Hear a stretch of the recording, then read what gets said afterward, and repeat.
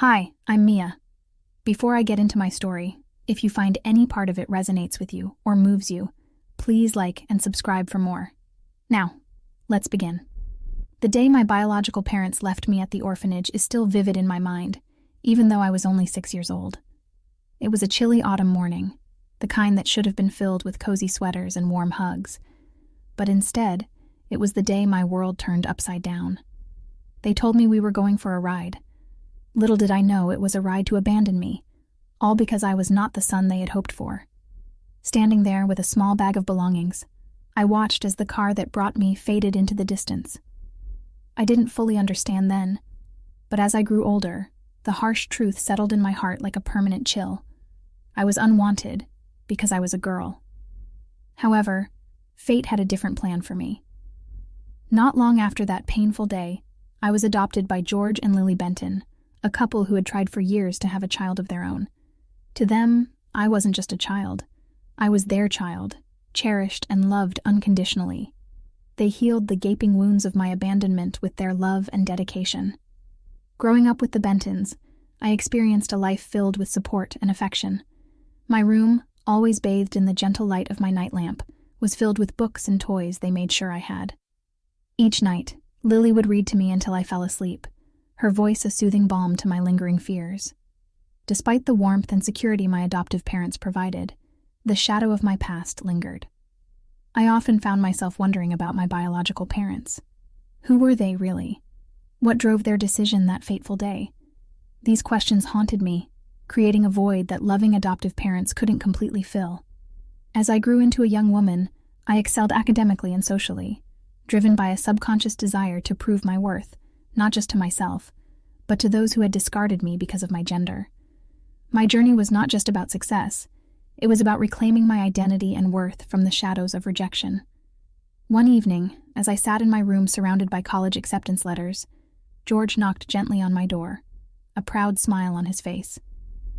"You've made us so proud, Mia," he said, his eyes gleaming with unshed tears. "No matter where you go or what you do, remember you are valued for who you are, not for what someone wanted you to be." His words, simple yet profound, struck a chord in me. I realized that while the rejection by my biological parents had shaped part of my story, it did not define my worth or my future. The love and acceptance of the Bentons were what truly defined my family. That night, as I looked at my reflection in the mirror, I no longer saw a girl abandoned because of her gender. I saw Mia Benton, a young woman with dreams, potential, and a family that loved her unconditionally. Tomorrow, I knew, would be a new chapter, one where I would step into the world not as a victim of my past, but as a victor of my own making. Life has a way of testing the bridges we build, especially those constructed over past pains. For me, Mia Benton, the test came when my adoptive parents, George and Lily, announced they were expecting. The news, while joyful, stirred the deep-seated fears of abandonment I had harbored since my early childhood. The fear whispered in the back of my mind, would their own children diminish my place in their hearts? As my parents prepared for the new arrival, I watched with a mix of excitement and apprehension. The house buzzed with preparations, from painting the nursery to assembling a crib. I helped, my hands mechanically moving teddy bears and blankets into place, all while my heart wrestled with the worry of being sidelined. One evening, as I sat in the newly finished nursery, tracing patterns on the soft blankets, Lily came in and sat beside me. Her presence was comforting, and the gentle way she brushed a strand of hair from my face felt reassuring. "Mia, I know this is a big change for everyone," she began, her voice soft but firm. "But I want you to know, nothing, absolutely nothing, changes about how much we love you. You are not just our adopted daughter. You are our daughter. This baby, your sibling, will only add to our family's joy, not divide it." Her words were a balm to my fretful heart. It was not just the words she said, but the conviction behind them that helped ease my fears. My parents continued to involve me in every step of the pregnancy, from doctor's visits to choosing baby names, reinforcing their commitment to our family unity. When my baby brother Evan was born, I was one of the first to hold him. Looking down at his tiny face, something shifted within me. The protective love I felt was overpowering, pushing aside any remnants of fear. Evan's arrival didn't create the distance I had feared. Instead, it bridged gaps I didn't know existed. As Evan grew, and later when my sister Sophie arrived, my role as the big sister became a source of pride and joy. My siblings looked up to me, and I found immense fulfillment in guiding them, playing with them, and sometimes being their confidant. The bond we built was different from what I had feared. It was strong, filled with mutual love and respect. The challenges of my past, the shadows of abandonment, slowly receded as my family's love and my siblings' unabashed affection anchored me. I learned that family isn't just about blood. It's about the bonds you build and the commitment you maintain. My adoptive parents never wavered in their love, and their inclusive approach allowed me to embrace my siblings fully, without reservations. With each passing year, our family portraits filled with more smiles, more warmth.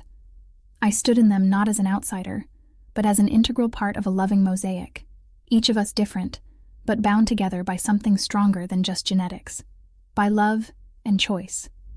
The fear of abandonment that once loomed large had transformed into a confidence in the bonds we had nurtured. As I moved through life, the assurance of my family's love became the foundation upon which I built my dreams and faced my future. Years had flowed seamlessly into one another, each bringing its own challenges and triumphs. And I, Mia Benton, had carved out a niche for myself in the bustling world of graphic design. My professional life was a vibrant tapestry of creativity and success, built on the foundation of stability and love my adoptive family provided. Yet, despite the passage of time, some wounds remained tender, hidden beneath the surface of everyday life. One ordinary Tuesday, as I was wrapping up a project in my studio, my phone buzzed with an unfamiliar number. Hesitantly, I answered, only to be greeted by a voice that cracked with desperation, a voice that I recognized, yet felt estranged from. It was Janet, my biological mother. "Mia, it's me. I don't know if you even want to hear from me, but I'm in trouble," she stammered, her voice a mix of fear and hope. "I need help, financial help. I've made some bad choices and I don't know where else to turn." The call was like a gust of wind, stirring up long-buried leaves of emotions I thought I had dealt with. The memories of abandonment, the years of wondering why I wasn't enough because I was a daughter, not a son, flooded back with aching clarity. I took a deep breath, allowing myself a moment to process her words, her presence on the line. "Why now, Janet? After all these years, why reach out to me?" I asked, my voice steady despite the turmoil inside. There was a pause, filled with the heaviness of unspoken histories. "I know I don't have the right to ask you for anything," she finally said. "But I'm sick, Mia. I've lost my job. My health is failing. And I remembered you. I guess I hoped." The conversation weighed heavily on me. It was a stark reminder of a past I had worked hard to rise above. Yet, here it was, asking for compassion, for help. I was torn between the impulse to protect myself from further pain and a deeper, almost primal urge to offer aid, to not turn away someone in need, even if that someone had once turned away from me. "I need some time to think about this, Janet," I replied, ending the call with a promise to get back to her. The rest of the day passed in a blur, my thoughts a tangled mess of past hurts and present responsibilities. That evening, I sought the solace of my adoptive parents' home. Sitting at the kitchen table with George and Lily, the same table where we'd shared countless meals and discussions, I shared the day's unsettling development. "Mia, whatever you decide, we're here for you," George said, his voice firm and supportive. Lily reached across the table, squeezing my hand. "You have the right to protect your heart, honey, but you also have the heart to see the humanity in her plea. It's a tough choice, but it's yours to make." Their words, always wise, didn't make the decision easier, but they reinforced the strength I had drawn from them over the years, the strength to face difficult choices without fear. After nights of restless contemplation, I made a decision. I would help Janet, but on my terms. I arranged for her to receive medical assistance through a charity I trusted and sent a modest financial aid to help with her immediate needs. It was an act of detached kindness, a way to offer support without reopening old wounds.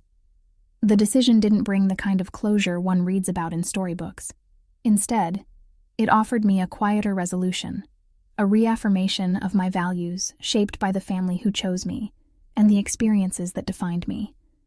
I was Mia Benton, a woman who could face her past with compassion, yet not be defined or diminished by it. After my decision to aid Janet, my biological mother, I hoped that would be the extent of our interaction, a simple, clear-cut act of assistance from a safe distance. However, the reality unfolded differently. Over the following months, what began as an occasional call for advice or small requests for help escalated into a series of demands and disruptions that began to intrude on my personal and professional life. The first few times Janet reached out beyond the agreed assistance, I responded with patience, trying to guide her towards resources and solutions that did not involve me directly.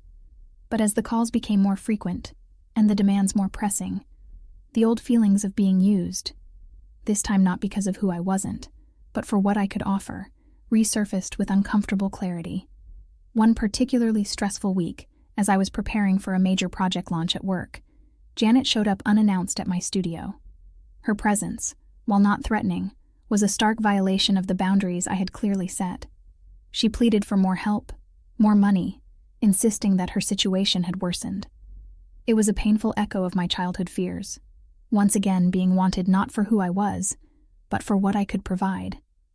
That incident was a tipping point. It drove home the realization that despite my best intentions, Janet's actions were beginning to affect my life negatively. I needed to take stronger measures to protect myself and maintain the peace I had worked so hard to establish. With heavy heart but clear resolve, I sought legal counsel to explore my options. The advice was straightforward: a restraining order to ensure that Janet could not make uninvited visits or place undue demands on my time and resources. It was a harsh step, but necessary to preserve the boundaries that safeguarded my well-being. Filing for the restraining order was a difficult process, emotionally more than legally. It felt like a final severance of whatever tenuous connection existed between Janet and me. Yet, each step was a reaffirmation of my right to peace and autonomy. The day the order was granted, I felt a mix of relief and sorrow. Relief that I now had a legal safeguard, and sorrow for the mother-daughter relationship that could never be. I sat in my car outside the courthouse, allowing myself a few moments to grieve not just for what had happened, but for what never could be. As the days turned into weeks, the peace that the restraining order brought was palpable. Janet made no attempts to breach the legal boundaries, and slowly, the stress and disruption began to ebb away, leaving room for healing and focus on the aspects of my life that brought joy and fulfillment. In those moments of calm and reflection, I often found solace in the support of my adoptive family. George and Lily provided not just comfort, but a mirror to see how true familial relationships should function, based on respect, love, and mutual support, not transactions or guilt. Through this ordeal, I had not only defended my boundaries, but also deepened my understanding of my own strength and values. I was Mia Benton, shaped by my experiences, but not shackled by them. I had learned that sometimes, to honor oneself, setting boundaries isn't just an option, it's a necessity. As I navigated the aftermath of enforcing legal boundaries with Janet, my biological mother, the support of my adoptive parents, George and Lily, was unwavering. Their presence through this tumultuous period not only provided comfort, but also reaffirmed a vital truth. Family is defined not by blood alone, but by unconditional love and support. With the restraining order firmly in place, I experienced a profound sense of closure. It wasn't just about putting legal distance between myself and the past. It was a declaration of my independence and a testament to my resilience. George and Lily's approval of my decision reinforced my understanding that true parental love empowers and protects, rather than exploits. One quiet evening, as we gathered in the living room of the house that had become my true home, Lily shared her thoughts, her voice filled with both pride and compassion. "You've grown so much, Mia, not just through this ordeal, but from the moment you became part of our family. You've shown incredible strength and grace, and we couldn't be prouder." George nodded, his eyes reflecting a similar sentiment. "Setting boundaries isn't easy, especially with family, but you've handled it with such dignity. Remember, your worth is immense, far beyond what anyone else can recognize or diminish." Their words, simple yet profound, deepened the emotional security I felt. allowing me to fully embrace the peace that had been so elusive. My journey from the painful rejection by my biological parents to the nurturing embrace of the Bentons had come full circle. I had found not just solace, but a deep-rooted strength in the family that chose me. As days turned into weeks, I found myself reflecting on the entire saga with a broader perspective. My professional life continued to flourish, and my personal life was enriched by friendships and interests that I pursued with new vigor. The legal boundary I had set was not just a barrier, but a gateway to a life lived on my own terms. In sharing my story with others, whether through conversations or speaking engagements, I emphasized the importance of self-worth and the courage to enforce boundaries. My narrative resonated with many, reminding me that my experiences, though unique in detail, were universal in theme. The final step in my journey of self-affirmation came unexpectedly, during a community workshop I hosted about empowerment through personal storytelling. As I shared my story, I realized how far I had come, not just in miles from that orphanage to here, but in the emotional landscape I had navigated. After the workshop, an attendee approached me, her eyes wet with tears, yet shining with resolve. "Your story, it's so powerful. It's given me the courage to start setting my own boundaries. Thank you for sharing it," she said, her voice trembling with emotion. Her words were a poignant reminder of why sharing our stories matters. It connects us, heals us, and empowers us.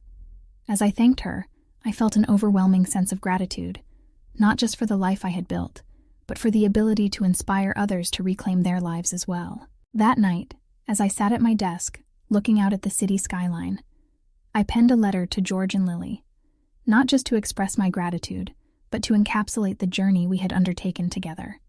They had taught me that being chosen is as profound a gift as being born into a family, and that love, in its truest form, is the ultimate affirmation of worth. As the story of my life continues to unfold, I do so with the knowledge that my worth is validated each day, not by acknowledgement from those who discarded me, but by the love and respect of those who embraced me. In this newfound peace, I found not just contentment, but a purpose to help others find their path to similar affirmation. The journey was hard, the lessons painful, but the destination, a life lived with authenticity and love, was worth every step that concludes our story. Thank you for joining me on this journey of resilience and self-discovery. Now, I have a question for you.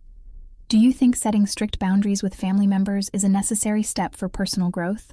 Or does it risk creating permanent divisions? Let's discuss this in the comments below. And if this story struck a chord with you, or if you believe in the power of setting boundaries for personal well-being, don't forget to hit that like button and subscribe to the channel for more content like this. Your engagement helps us keep these conversations going.